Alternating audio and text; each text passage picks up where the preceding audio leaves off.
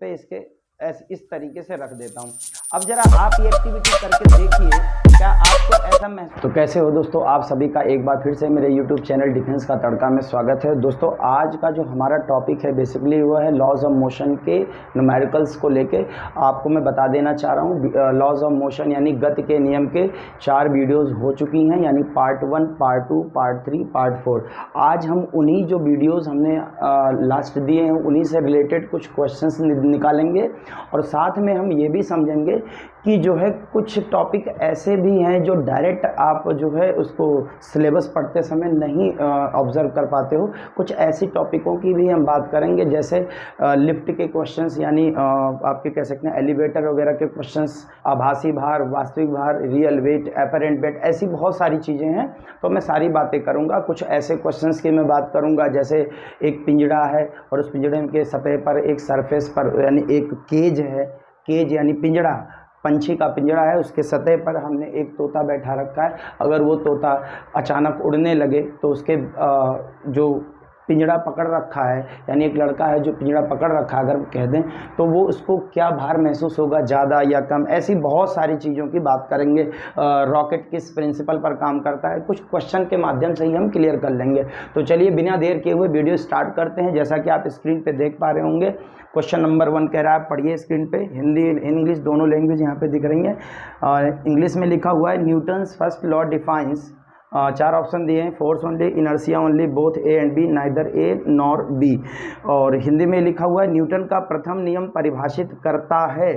पहला ऑप्शन है, A option है केवल बल को, केवल जड़त्व को, ए एवं बी दोनों यानी बल और जड़त्व दोनों, और डी ऑप्शन है इनमें से कोई नहीं। तो सबसे पहले तो मैं आपसे ये कहना चाह रहा हूँ कि अगर आप इस क्वेश्चन को एकदम क्लियर 100% क्लियर होना चाहते हैं इन क्वेश्चन के आंसर से, तो आपको इसके लिए लॉज ऑफ मोशन का पार्ट नंबर 1 देख सकते हैं और वहाँ से आपको चीज़ें क्लियर हो जाएंगी। तो फिलहाल इसका ऑप्शन है न्यूटन का जो प्रथम नियम है वो क्या परिभाषित करता है, तो न्यूटन का फर्स्ट लॉ जो है वहाँ मैंने लिखा रखा है केवल बल को परिभाषित करता है, केवल बल को परिभाषित करता है। लेकिन जैसा कि आप एक बात समझने की कोशिश करें तो यहाँ पर हिंदी में लिखा हुआ न्यूटन का प्रथम नियम परिभाषित करता है केवल बल को, जड़त्व को, ए तथा बी दोनों, ए एवं बी दोनों, इनमें से कोई नहीं। तो सबसे पहले आपसे मैं ये कहना चाह रहा हूँ इस क्वेश्चन के लिए आप लॉज ऑफ मोशन का पार्ट नंबर 1 देखें, यानी गति के नियम का पहला वाला पार्ट देखें वीडियो का। वहाँ से आप तुरंत वहाँ से पढ़ने के बाद इसका आंसर एकदम क्लियर टिक कर सकते हो। अगर ये क्वेश्चन ऐसे पूछता कि न्यूटन फर्स्ट लॉ किस फिजिकल क्वांटिटी को डिफाइन करता है, तो वो फिजिकल क्वांटिटी में केवल ऑप्शन होता फोर्स ओनली, ठीक है। अगर लेकिन यहाँ पर उसने ये नहीं बोला किस फिजिकल क्वांटिटी को, यानी किस भौतिक राशि को परिभाषित करता है, ये नहीं बोला उसने ये बोला किस प्रथम नियम किसको परिभाषित करता है। तो सिंपल इनर्शिया को भी डिफाइन करता है, मतलब और साथ में आपका बल को भी परिभाषित करता है। तो आई थिंक आप बात समझ में आ गई। तो इसका सही ऑप्शन हो जाएगा ए एवं बी। आप part 1 video laws of motion देख सकते हैं। अगला क्वेश्चन है the correct relation between the absolute unit of force on MKS system and CGS system. तो जैसा कि आप देख पा रहे होंगे स्क्रीन पे, यहाँ पर लिखा हुआ है, सारे ABCD ऑप्शन दिए हुए हैं। बल के एमकेएस पद्धति और सीजीएस पद्धति के निरपेक्ष इकाई में क्या संबंध है। तो इसके लिए मैं आपसे ये कहना चाह रहा हूँ आपको लॉज ऑफ मोशन का पार्ट नंबर 2 आपको जो है वीडियो देखना पड़ेगा और आपको एकदम चीज़ें क्लियर हो जाएंगी, सारी चीज़ें। वैसे इसका सही ऑप्शन है 1 न्यूटन इजिकल टू 10 की पावर 5 है, क्योंकि एमकेएस सिस्टम की जो यूनिट होती है, एब्सोल्यूट यूनिट जो होती है, निरपेक्ष इकाई जो होती है एसआई में, एमकेएस एसआई एक ही बात है, तो ये न्यूटन होती है, और सीजीएस पद्धति में ये होता है आपका डाइन होता है। तो इसका सही आंसर जो टिक होगा 1 न्यूटन इजिकल टू 10 की पावर 5 डाइन, तो डी ऑप्शन इसका करेक्ट हो जाएगा। आप वहाँ पर क्वेश्चन में देखें 1 kgf इजिकल, जो पहला ऑप्शन है 1 kgf इजिकल टू 9.8 न्यूटन, ये भी रिलेशन सही है। लेकिन ये जिस तरीके से क्वेश्चन पूछा है कि एमकेएस पद्धति और सीजीएस पद्धति के निरपेक्ष इकाई में संबंध होगा, तो हमें पहले ये पता होना चाहिए कि एमकेएस सीजीएस क्या होता है, और साथ में एब्सोल्यूट आपका यूनिट क्या होता है फोर्स का, और ग्रेविटेशनल यूनिट क्या होता है, यानी निरपेक्ष इकाई क्या होती है, गुरुत्वाकर्षण इकाई क्या होती है बल की। आपको मैं बता देता हूँ, वीडियो का पार्ट नंबर 2 आपको लॉज ऑफ मोशन से आपको चीज़ें क्लियर हो जाएंगे। थर्ड क्वेश्चन आप स्क्रीन पे देखें, क्या लिखा हुआ है, एक्सीलरेटेड। आप वीडियो को पॉज कर दिया करें जब वीडियो देखें, अपनी अपनी लैंग्वेज से क्वेश्चन को देख के और सॉल्व करने की कोशिश करें, उसके बाद आप मैच कराएं।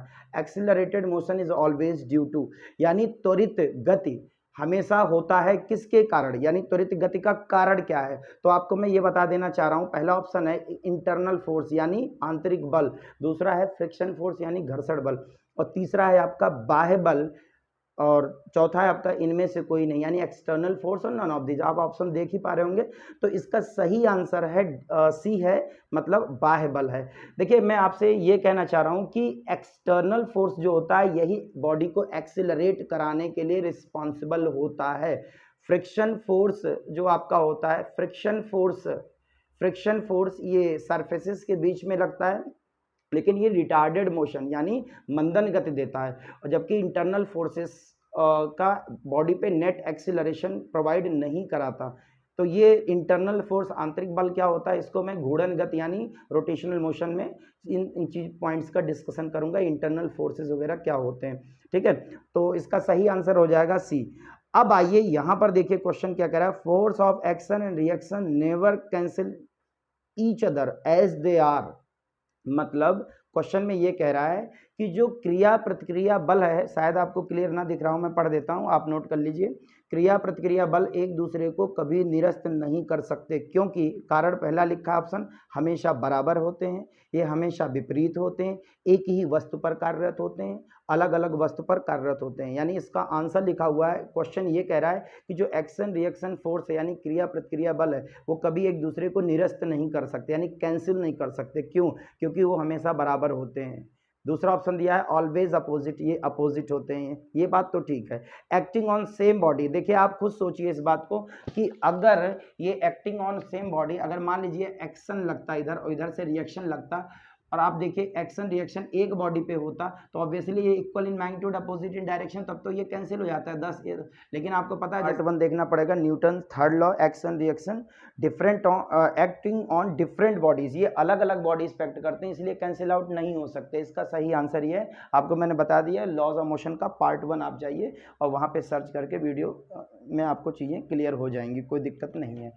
अब आइए जो क्वेश्चन यहाँ पे हमें सॉल्व करना है, क्वेश्चन नंबर 5, ये आपके लिए थोड़ा सा यूनिक क्वेश्चन है, और क्वेश्चन को जरा ध्यान से स्क्रीन पर देखिए, अपनी अपनी लैंग्वेज को जरा समझने की कोशिश करिए। एक बार मैं भी पढ़ रहा हूँ क्वेश्चन, आप भी जरा समझिए। A parrot is sitting on the floor of a closed glass, पहले इंग्लिश लैंग्वेज को अच्छे से समझिए। Sitting on the floor of a closed glass cage, यानी एक क्लोज्ड ग्लास यानी बंद कांच का एक पिंजरा है जिसमें सतह पर जिसके एक तोता बैठा हुआ है, और वो जो पिंजरा है वो किसी लड़के के हाथ में है, in a boy's hand. If parrot starts flying with a constant speed, यानी अगर तोता कह रहा है कि एक समान चाल से यानी नियत चाल से अगर वो उड़ने लगे, तो कह रहा है the body will feel the boy will feel the weight of cage as, मतलब कि जो लड़का है वो महसूस करेगा उस केज यानी जो आपका पिंजरा है उस पिंजरे के वेट को महसूस करेगा, पहले जैसा ही यानी अनचेंज, कोई चेंज नहीं।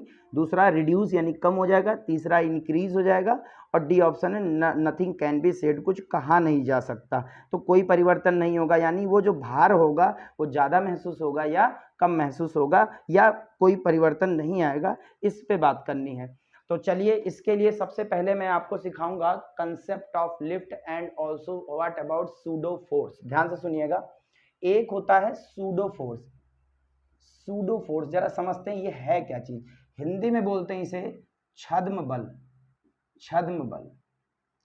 ऐसे बल को इस ऐसे फोर्सेस का एक और नाम है फिक्सियस फोर्स, फिक्सियस फोर्स भी बोलते हैं, तो इसे फिक्सियस फोर्स के नाम से भी जाना जाता है, ठीक है, इंग्लिश में छद्म बल, फिक्सियस फोर्स, यानी ऐसे भी कह सकते हैं ये एक आभासी बल है, कह सकते हैं इसको, क्या कह सकते हैं हिंदी में, आभासी बल, यानी आभासी बल यानी आभास होने वाला बल, यानी महसूस होने वाला बल, आप इसको ऐसे भी समझ सकते हैं।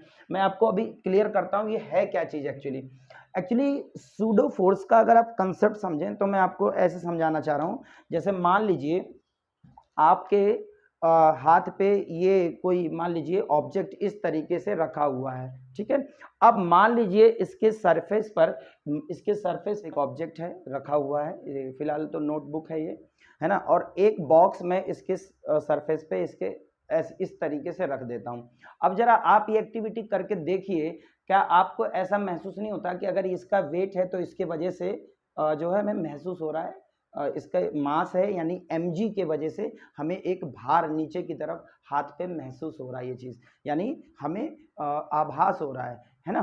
तो अब जरा आप एक छोटी सी बात जरा समझिए, अगर एकदम से हम हाथ को जर्क दें ऊपर की तरफ, एकदम से हाथ को अपवर्ड डायरेक्शन में जर्क दें, तो क्या आपको ये महसूस नहीं हो रहा है कि इसका जो वजन है एकदम से सडनली बढ़ रहा है, यानी ऊपर की तरफ अगर हम इसको त्वरित गति दे रहे हैं यानी एक्सीलरेटेड मोशन दे रहे हैं, तो क्या हो रहा है कि इसकी वेट एक्चुअली जो महसूस हो रहा है वो ज्यादा महसूस हो रहा है पहले से। ये आप करके देखिए, आपको खुद ही महसूस होगा। अगर दूसरा केस ले लें, ये इस तरीके से रखा हुआ है, अगर हम सडनली नीचे की तरफ एकदम से पूरा जर्क के साथ नीचे की तरफ सडनली इस तरीके से नीचे की तरफ हम करके देखते हैं, तो हमें महसूस होता है हाथ पे कम भार महसूस होता है, और ये जो है सडन चेंज हो रहा है और एकदम से ये चीज गायब हो रहा है। तो ये जो चीज आभास हो रहा है सडनली, ये चीज इस टाइप के फोर्स को कहते हैं सूडो फोर्स, इसको बोलते हैं छद्म बल। ये समझने की जरूरत है, और हमेशा ध्यान रखें सूडो फोर्स, ध्यान रखें हमेशा सूडो फोर्स हमेशा उस बॉडी पर उसके अपोजिट लगता है, हमेशा ध्यान रखने की जरूरत है। सूडो फोर्स हमेशा उस बॉडी पर उसके मोशन के अपोजिट लगता है, ये कंसेप्ट आपको ध्यान रखने की जरूरत है। अब मैं आपको बताऊं, जैसे मान लीजिए, ध्यान से समझिएगा, एक एक बात समझने की कोशिश करिएगा। तो आइए दोस्तों, सूडो फोर्स कंसेप्ट को हम लिफ्ट में लगा के देखते हैं और हम जरा समझते हैं रियल वेट अपरेंट वेट ये क्या चीज होती है। ध्यान से समझिएगा, रियल वेट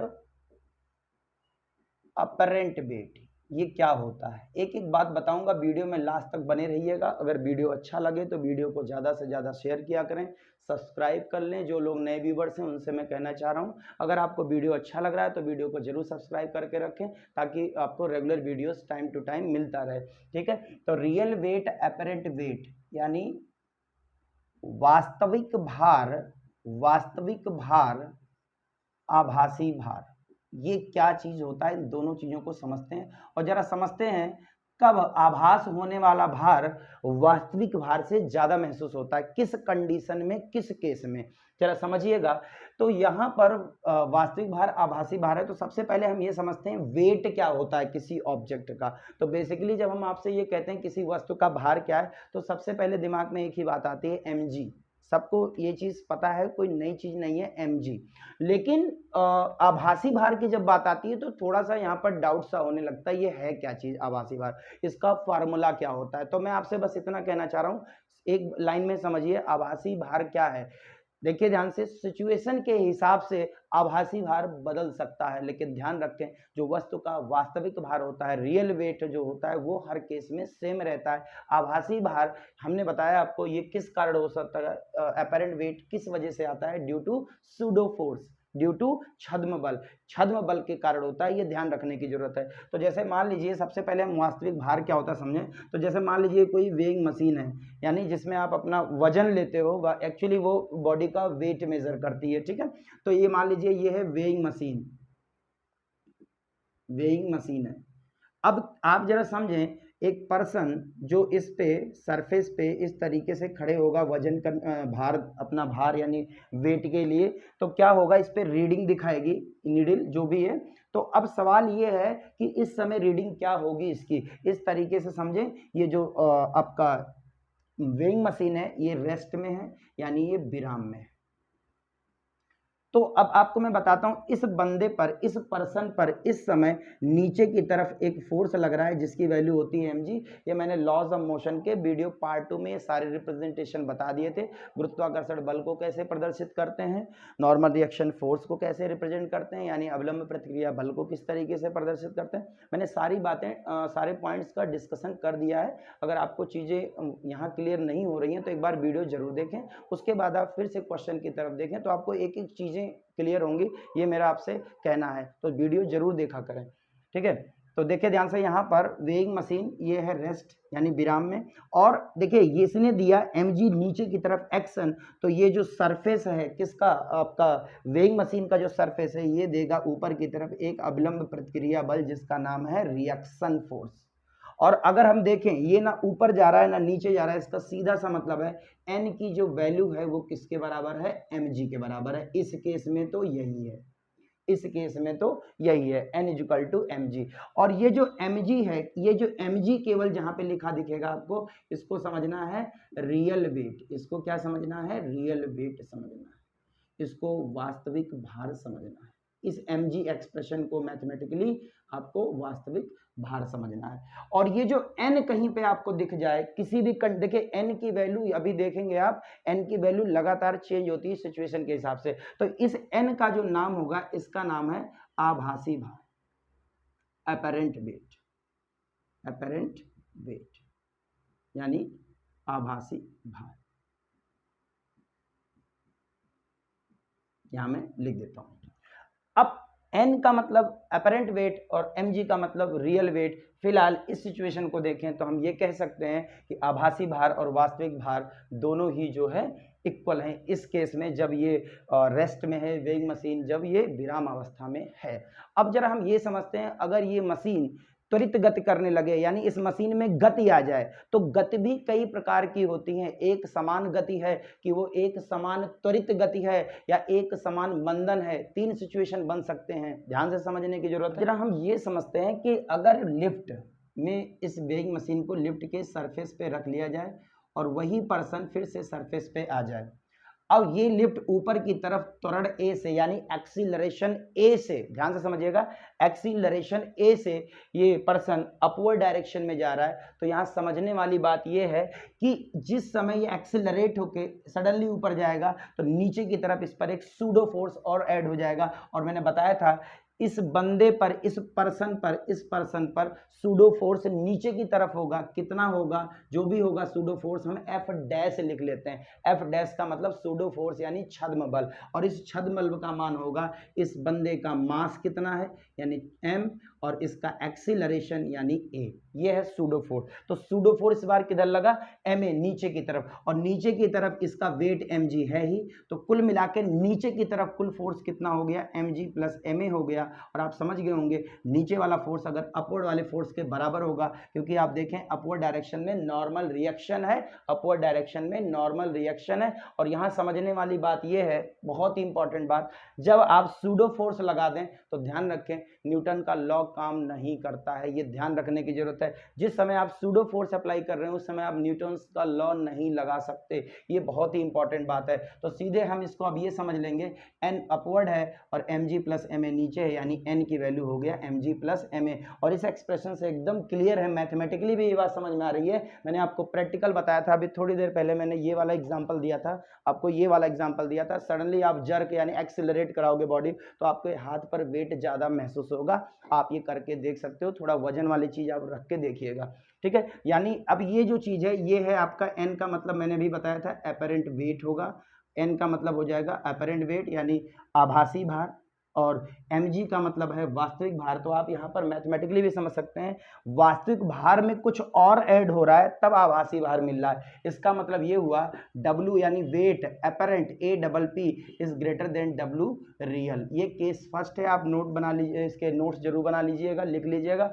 जब क्या लिखेंगे आप, केस क्या है ये कि जब लिफ्ट त्वरित गति करते हुए ऊपर की तरफ जाए तो उस समय आभासी भार वास्तविक भार से ज्यादा होता है, यानी अपरेंट वेट रियल वेट से ज्यादा होता है। दूसरा केस देखते हैं, जब यही लिफ्ट अपवर्ड डायरेक्शन में रिटार्डेड मोशन करते हुए जाए तो इस बार फोर्स फिर से नीचे लगेगा। इस बार फोर्स ma नहीं लगेगा, इस बार force f dash equal to minus ma लगेगा, क्योंकि रिटार्डेशन के लिए एक्सेलरेशन का साइन नेगेटिव लेते हैं। तो इस बार नीचे की तरफ जो फोर्स ऐड होगा mg प्लस और माइनस ma, तो ये ऐड होके आएगा mg माइनस ma, और ये जो चीज है ये किसके बराबर हो जाएगी, n के बराबर हो जाएगी। और फाइनली यहाँ से फिर से समझ में आ रहा है ये w अपरेंट है यानी आभासी भार है, और ये mg जो है ये रियल वेट है आपका यानी वास्तविक भार है, और माइनस ma। अब आप यहाँ से क्लियर समझ में आ रहा है w अपरेंट इस बार कम है w रियल से, यानी इस बार आभासी भार जो है कम हो गया वास्तविक भार से। जा अब भी ऊपर रहा है लेकिन इस बार मंदन गति कर रहा है एकदम से। आप सब इसको ऐसे समझ सकते हैं कि चलते चलते एकदम से वेग कम होने लगा, यानी चलते चलते एकदम से वेलोसिटी डिक्रीज होने लगी, तो ये एक वाला सिचुएशन आ जाएगा, इसको बोलते हैं मंदन। तो ऊपर की तरफ इमोशन है लेकिन ये मंदन का केस है, रिटार्डेशन कर रहा है तब। तो अपवर्ड में एक्सिलरेट जब करेगी, ये ध्यान रखिएगा, अपरेंट वेट रियल वेट से ज्यादा होगा, यानी आभासी भार वास्तविक भार से ज्यादा होगा।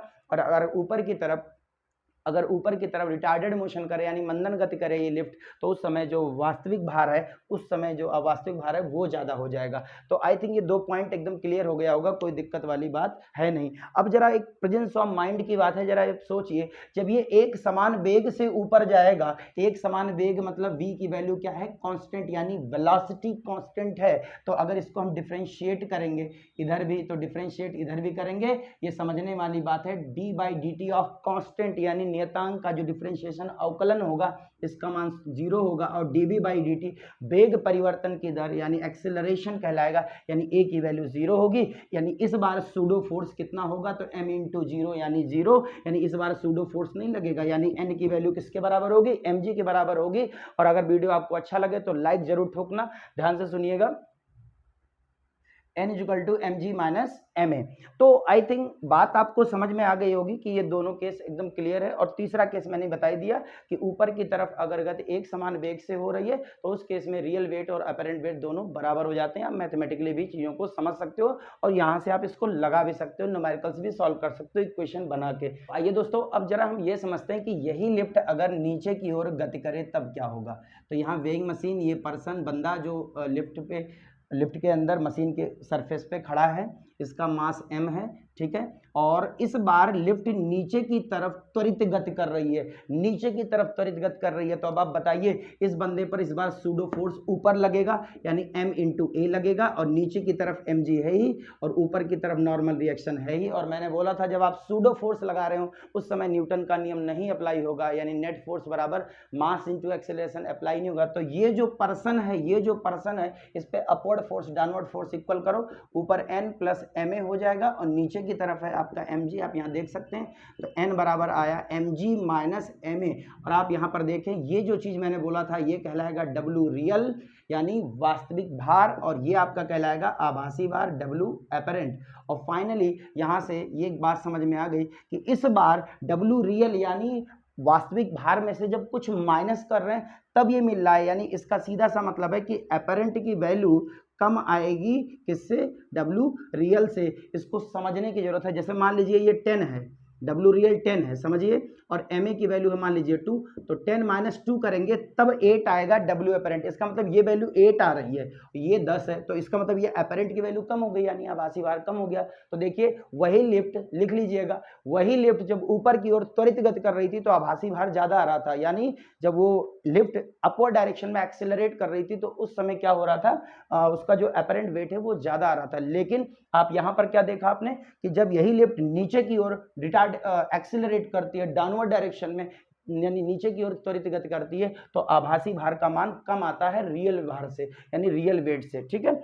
तो ये एक केस हो गया। अगर आप यहाँ पर देखें, अगर ये डाउनवर्ड डायरेक्शन में, आप जरा समझें, अगर यही चीज डाउनवर्ड डायरेक्शन में रिटार्डेशन हो यानी नीचे की तरफ मंदन गति हो, तो a की वैल्यू यहाँ नेगेटिव रखेंगे तो इस बार क्या होगा, mg + ma बन जाएगा। आप शायद समझ पा रहे होंगे। और अगर आपको वाकई में समझ में ये चीज आए तो आप कमेंट जरूर करिएगा, बताइएगा कि आपको वीडियो कैसा लगा और कहाँ वीडियो में कमियां हैं, मैं उसको जरूर सॉल्व करूंगा। तो चलिए यहाँ पर जरा हम ये समझ लेते हैं, अगर यही लिफ्ट नीचे की तरफ मंदन आए तो क्या होगा, mg + ma हो जाएगा। यानी इस बार क्या होगा, इस केस में क्या होगा, जब यही लिफ्ट, लिख लीजिएगा, मंदन गति करते हुए आए तो एक्सप्रेशन n जो होगा इस बार ऐसा बनेगा, mg + ma बनेगा, क्योंकि यहाँ जब माइनस माइनस ये प्लस हो जाएगा। और इस केस में अपरेंट वेट ज्यादा आ जाएगा, किस केस में, रियल वेट से, जब वो नीचे की ओर मंदन गति करे यानी डाउनवर्ड डायरेक्शन में रिटार्डेशन हो।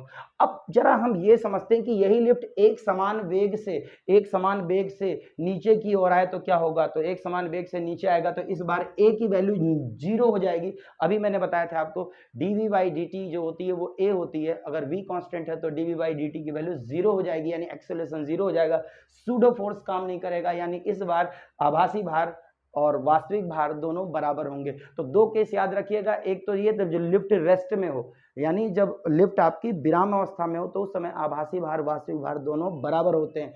पॉइंट नंबर 2 ध्यान रखना है, अगर वही लिफ्ट एक समान गति से ऊपर जाए या नीचे जाए उस समय भी आभासी भार वास्तविक भार दोनों बराबर होता है। यानी वही लिफ्ट यूनिफॉर्म वेलोसिटी से अपवर्ड या डाउनवर्ड मूव करे तो ध्यान रखने वाली बात यह है कि उसका रियल वेट अपैरेंट वेट दोनों इक्वल होगा। ध्यान रखने वाली बात यह है कि वेट कब कब बढ़ेगा, ये समझने कब कब ज्यादा महसूस होगा आभासी भार वास्तविक भार से। तो सीधे सीधे याद रखिए, अपवर्ड में एक्सेलरेट जब हो और नीचे की तरफ रिटार्डेड हो, यानी ऊपर की तरफ त्वरित गति हो और नीचे की तरफ मंदन हो, इन दोनों केसेस में आभासी भार ज्यादा होता है।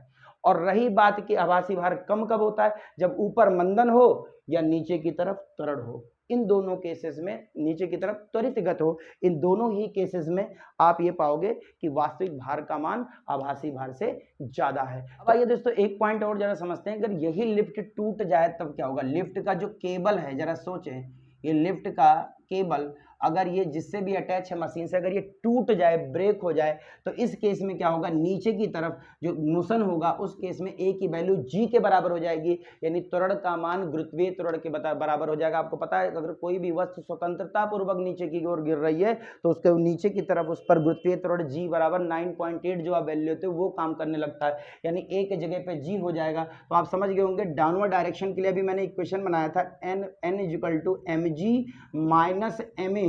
इफ a बराबर g, जरा सोचें a के जगह पे g पुट करेंगे तो ये mg माइनस m, a के जगह पे g पुट करेंगे तो इस केस में क्या होगा, n हो जाएगा ये 0, यानी इस केस में अपरेंट वेट की जो वैल्यू है वो 0 है, यानी आभासी भार 0 है, यानी इसको कहते हैं भारहीनता की स्थिति, यानी वेटलेस केस। लिख लीजिएगा, इसको कहते हैं वेटलेस केस, यानी जब लिफ्ट का केबल टूट जाएगा तो ये लिफ्ट स्वतंत्रता पूर्वक गुरुत्व के अधीन गति करेगी, यानी फ्रीली फॉल होगी under the gravity and finally acceleration will equal to the value of g, यानी त्वरण का मान जी के बराबर हो जाएगा और फाइनली ये वेटलेस केस आएगा, यानी इसका जो नॉर्मल रिएक्शन है, प्रतिक्रिया बल है, वही खत्म हो जाएगा, यानी इसका सरफेस से कांटेक्ट खत्म हो जाएगा। तो आई थिंक आप बात समझ गए होंगे। फाइनली क्या होगा, फाइनली ये होगा कि अगर ये छत की हाइट कम है, लिफ्ट के एलिवेटर के छत की हाइट कम है तो इसका सिर उस छत के साथ टकरा सकता है। तो आई थिंक ये बेसिक आइडिया मैंने आपको दिया है कि किस तरीके से real weight apparent weight change होते रहे। कह रहा है एक बंद कांच के पिंजरे के फर्श पर एक तोता बैठा है जो कि लड़के के हाथ में है। यदि तोता नियत चाल से पिंजरे के अंदर उड़ना शुरू कर दे तो लड़का पिंजरे का भार महसूस करेगा। तो देखिए यहाँ पर ये पैरट यहाँ पर बना दिया मैंने, तोता यहाँ बैठा हुआ है इस सरफेस पर पिंजरे के केज के, और इस पिंजरे का द्रव्यमान है बड़ा M कैपिटल M, और इसका जो मास है इस पैरट का वो है स्मॉल m। तो ये इस तरीके से नीचे की तरफ कैपिटल mg पिंजरे का वेट होगा और स्मॉल mg जो होगा ये पैरट का वेट होगा, हो जाएगा, यानी तोते का भार हो जाएगा। तो कुल जो भार इस समय आ रहा है वो आ रहा है आपका कितना आ रहा है, नीचे की तरफ mg प्लस स्मॉल mg, इस समय ये वैल्यू आ रही है। अब जरा समझिए, वो जो तोता है पिंजरे के अंदर वो एक समान चाल से कह रहा है यूनिफॉर्म मोशन करने लगा, तो यूनिफॉर्म मोशन के केस में सूडो फोर्स काम नहीं करता। आपको मैंने बताया है सूडो फोर्स काम इसलिए नहीं करता क्योंकि एक्सीलरेशन की वैल्यू 0 होती है, और अगर एक्सीलरेशन की वैल्यू 0 हो गई इसका सीधा सा मतलब है कि सूडो फोर्स काम नहीं करेगा। इसका मतलब जो भार वो पहले महसूस कर रहा था वही भार वो अब भी महसूस करेगा, यानी जो वेट वो इस समय महसूस कर रहा है वही वेट जो आप उसमें पहले महसूस कर रहा था। ये ध्यान रखने की बात है। तो यहाँ पर सही आंसर हो जाएगा अनचेंज्ड, यानी कोई परिवर्तन नहीं। तो आई थिंक यहाँ तक कोई दिक्कत है नहीं आपको। क्वेश्चन में जरा आप सोचें, इसी क्वेश्चन में ये कह देता, ध्यान से समझें, अगर इसी क्वेश्चन में ये कह देता ये कि भाई तोता त्वरित गति करने लगा, ऊपर की ओर त्वरित गति करते हुए ऊपर की तरफ उड़ा, तब क्या इसको भार जो महसूस होगा पहले से ज्यादा होगा या कम होगा। अभी जो केस हमने पढ़ा है, क्वेश्चन जो दिया गया है क्वेश्चन नंबर 5, उसमें तो ये बोला है कि नियत चाल से गतिमान हुआ है वो। अगर ये क्वेश्चन ऐसे कह देता कि तोता ऊपर की ओर त्वरित गति करते हुए उड़ने लगा, तो इसका ये मतलब है जब ये त्वरित गति करेगा ऊपर की तरफ, समझिएगा त्वरित गति करेगा ऊपर की तरफ, तो इसका ये मतलब है सरफेस पर नीचे की ओर एक सूडो फोर्स लगेगा, यानी mg प्लस ma। जो ये इतना आप जरा समझें, यहाँ पर आप जरा समझने की कोशिश करें, ये पिंजरा यहाँ पर नीचे की तरफ ma सूडो फोर्स भी लगेगा और पहले से capital M g plus M A, इस तरीके से। ये तो पहले से ही था, स्मॉल एम इंटू जी, ये पहले से था। और एक सूडो फोर्स और एडअप हो गया। सूडो फोर्स एडअप होने के वजह से फाइनली क्या हुआ, जरा ध्यान से सुनिएगा, सूडो फोर्स एडअप होने के वजह से फाइनली क्या होगा, जो लड़का है वो ज्यादा भार महसूस करेगा। बिल्कुल लिफ्ट जैसा ही कंसेप्ट है, जरा आप इसको समझने की कोशिश करें, ठीक है। अगर यही तोता रिटार्डेड मोशन यानी मंदन गति करते हुए ऊपर उड़ता तो इस केस में क्या होता, नीचे की तरफ जो सूडो फोर्स लगता है वो माइनस ऑफ एम ए हो जाता, यानी जो ये वैल्यू है इस वैल्यू में ये वैल्यू सब्ट्रैक्ट होती और फाइनली जो आभासी भार वो महसूस करता वो पहले से कम करता। तो आई थिंक आपको बात समझ में आ गई होगी। ये 3 केस हैं तोते वाला, ये ध्यान रखिएगा, एग्जाम में जरूर पूछा जाता है। और उम्मीद करता हूं आपको वीडियो समझ में भी आ रहा होगा। अगर वीडियो आपको अच्छा लग रहा हो तो वीडियो को ज्यादा से ज्यादा शेयर करिएगा, सब्सक्राइब करिएगा। तो चलिए क्वेश्चन नंबर 6 की तरफ बढ़ते हैं। जरा आप क्वेश्चन को स्क्रीन पर देखिए क्या कह रहा है क्वेश्चन में। यहां पर बोला है as shown in the figure force applied by 3 kg on 2 kg will be, यानी क्वेश्चन में ये बोला है कि 3 kg वस्तु द्वारा, इस दिए गए चित्र में 3 kg वस्तु द्वारा 2 kg वस्तु पर कितना बल लगाया जा रहा है। Force applied by the 3 kg object on 2 kg object, और इस तरीके से फिगर बना हुआ है। तो आप यहां पर फिगर देख सकते हैं, ध्यान से सुनिएगा। यहां पर दिया है 20 न्यूटन फोर्स अप्लाई किया गया। आपको फोर्स कहां पे बताना है, तो फोर्स आपको बताना है 3 kg ऑब्जेक्ट ने 2 kg ऑब्जेक्ट पर कितना फोर्स लगाया, यानी यहां पर फोर्स की वैल्यू बतानी है। मैं आपको सिंपल ट्रिक बताता हूं। फोर्स का फॉर्मूला होता है मास इनटू एक्सेलरेशन। इसका ये मतलब हुआ अगर इस जगह का फोर्स निकालना है तो मास इनटू एक्सेलरेशन का मल्टीप्लाई कराना पड़ेगा, ये बात तो क्लियर है। लेकिन अब ट्रिक क्या ध्यान रखनी है, सबसे पहले आपको एक्सेलरेशन निकालना है। तो एक्सेलरेशन बराबर होता है फोर्स अपॉन मास, यहीं से आप बना सकते हैं ये फॉर्मूला। टोटल फोर्स कितना लग रहा है ये ट्रिक मैंने बता रखा है, आप लॉज ऑफ मोशन के जो भी वीडियोस हुए हैं उसमें आप देख सकते हैं। तो यहां पर 20 डिवाइड बाय टोटल मास 4 3 2 1, तो ये हो जाएगा 10। तो एक्सेलरेशन की वैल्यू आएगी कितनी, 2 मीटर पर सेकेंड स्क्वायर। तो ये समझ में आ गया कि यहाँ वैल्यू तो 2 रखनी है, ये ट्रिक ध्यान रखिएगा। अब क्या करना है, फोर्स ये 3 kg वाला 2 kg पर फोर्स किधर लगाएगा, तो वो इस डायरेक्शन में लगाएगा। तो आप जरा ध्यान से सुनिएगा, अगर ये क्वेश्चन ऐसे कहता कि 2 kg वाला ऑब्जेक्ट 3 kg पर किधर लगाएगा, तो वो इधर लगाता रिएक्शन फोर्स, यानी चाहे 3 kg वाला 2 kg पर कितना लगा रहा है ये पूछे, या 2 kg वाला 3 kg पर कितना फोर्स लगाएगा, बल लगाएगा, ये पूछे, बात एक ही है। तो इसका मतलब ये हुआ कि इसमें फोर्स निकालना है। तो आपको क्या करना है, फोर्स साइड इधर है। देखिए अगर मैं कहूं किस साइड फोर्स लग रहा है, ओरिजिनली वास्तव में फोर्स इधर लग रहा है, तो आप इधर वाले को भूल जाओ, केवल ये देखो कि कौन कौन से आपको दिख रहे हैं। इधर वाले को आप लेफ्ट कर दो, कितना बचा 2 + 1 3, तो यहाँ पर 3 मल्टीप्लाई करेंगे, ये आ जाएगा यहाँ पर फोर्स कितना 6 न्यूटन। तो फाइनली जो आपका आंसर होगा वो हो जाएगा आपका 6 न्यूटन। सी ऑप्शन इसका करेक्ट हो जाएगा। अब आइए क्वेश्चन नंबर 7 पे बात करते हैं। आप स्क्रीन पे देखिए क्वेश्चन में क्या कह रहा है, क्वेश्चन को ध्यान से पढ़िए। A boy is at rest on the surface of earth which of the following is correct, यानी एक वस्तु पृथ्वी की, एक body is at rest on the surface of earth which of the following is correct, यानी एक वस्तु पृथ्वी की सतह पर विराम में है, तब उस पर पहला ऑप्शन है no force acting on body, मतलब वस्तु पर कोई बल कार्यरत नहीं है।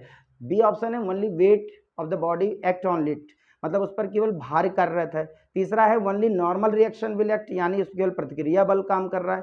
और डी ऑप्शन है net downward force is equal to net upward force, परिणामी नीचे का बल जो है परिणामी ऊपर के बल के बराबर है। तो आप जरा एक छोटी सी बात समझिए, अगर कोई ऑब्जेक्ट अर्थ के सरफेस पर है, कोई भी ऑब्जेक्ट अर्थ के सरफेस पर है, तो देखिए ध्यान से, इस पर एक फोर्स तो नीचे लगता है और एक फोर्स ऊपर की तरफ लगता है। कौन सा फोर्स, नॉर्मल रिएक्शन यानी अवलंब प्रतिक्रिया बल, और ये n किसके बराबर होता है, mg के बराबर होता है। तो आप आंसर में जो देख पा रहे होंगे, इसमें जो आंसर हो जाएगा net downward force is equal to net upward force, क्योंकि अगर ये रेस्ट में है, ना ऊपर जा रहा है ना नीचे आ रहा है, नहीं रेस्ट में है यानी ना ऊपर जा रहा है नीचे जा रहा है, इसका सीधा सा मतलब है कि n की वैल्यू mg के बराबर हो जाएगा। यानी फाइनली हम ये कह सकते हैं net downward force is equal to net upward force, ये गति ना होने का कारण है, रेस्ट में है, इसका कारण ये है, ऊपर का फोर्स नीचे का फोर्स जो है दोनों कैंसिल आउट हो रहे हैं। अब आप क्वेश्चन नंबर 8 देखें, ये भी क्वेश्चन जो थिंकिंग बेस्ड क्वेश्चन है, जरा ध्यान से।